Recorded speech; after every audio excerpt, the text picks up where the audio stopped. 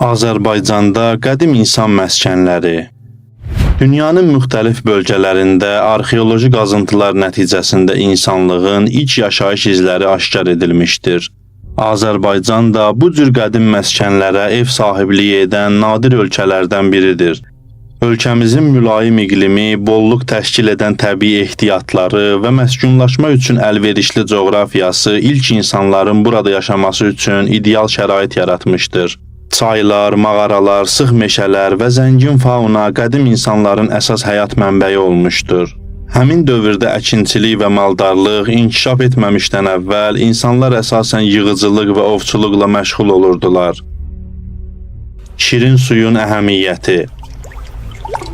Tarixçilərin nəzərinə əsasən dövlətlərin formalaşmasında əsas amil şirin su olmuşdur. İnsanlar şirin su olan yerlərdə məskunlaşır, suya nəzarəti ələ keçirən qəbilə və şəxslər sonradan digərləri üzərində hakimiyyət qura bilirdi.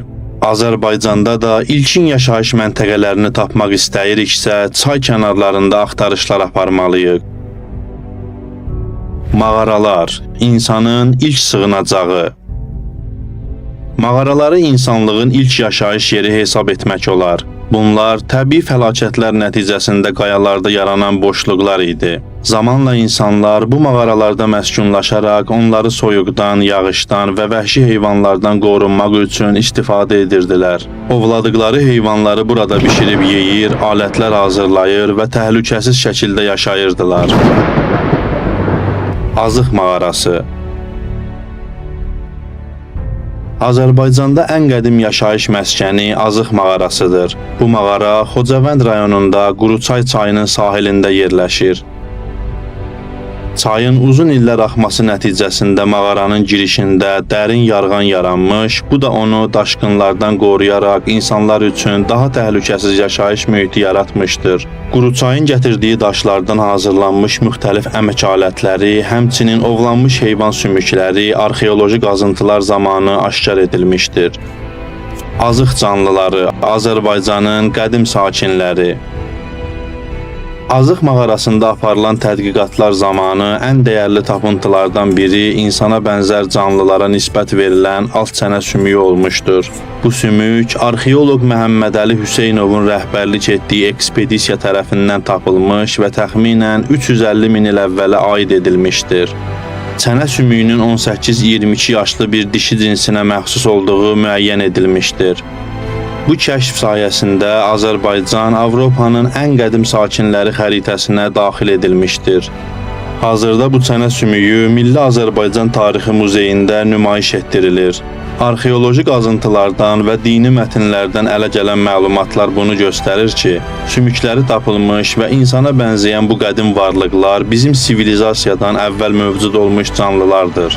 Meymunların sümük quruluşu bizə bənzədiyi kimi, onların da sümük quruluşları bizlərə bənzəyir. Amma onlar Həzrət Adəmin nəslindən deyirlər və ümumiyyətlə bizimlə aralarında əlaqə yoxdur.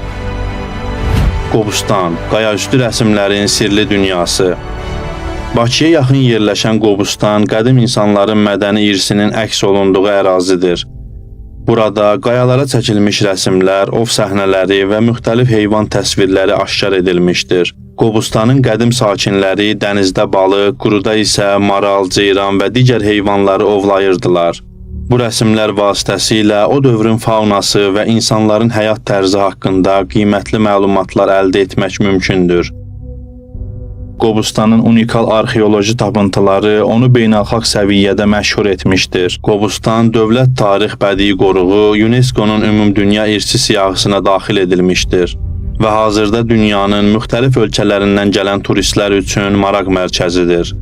Azərbaycan qədim insan mədəniyyətinin izlərini özündə saxlayan nadir ölkələrdən biridir. Azıq mağarası və Qobustan qaya rəsmləri tarixin ilk mərhələləri haqqında qiymətli məlumatlar verir. Bu tapıntılar nəinki ölkəmizin, həm də bütün dünyanın mədəni irsi kimi qorunmalı və öyrənilməlidir. Suallar. Niyə qədim insanlar Azərbaycan ərazisində məskunlaşırdılar? Dövlətlərin formalaşmasında əsas amil nə olmuşdur? Azıq mağarasında yaşayanlar hansı sivilizasiyanın əhli idilər? Qobustanı ümumdünya irs siyahısına daxil edən nüanslar hansılardır? İnsanlar keçmişdə niyə mağaralarda yaşayırdılar?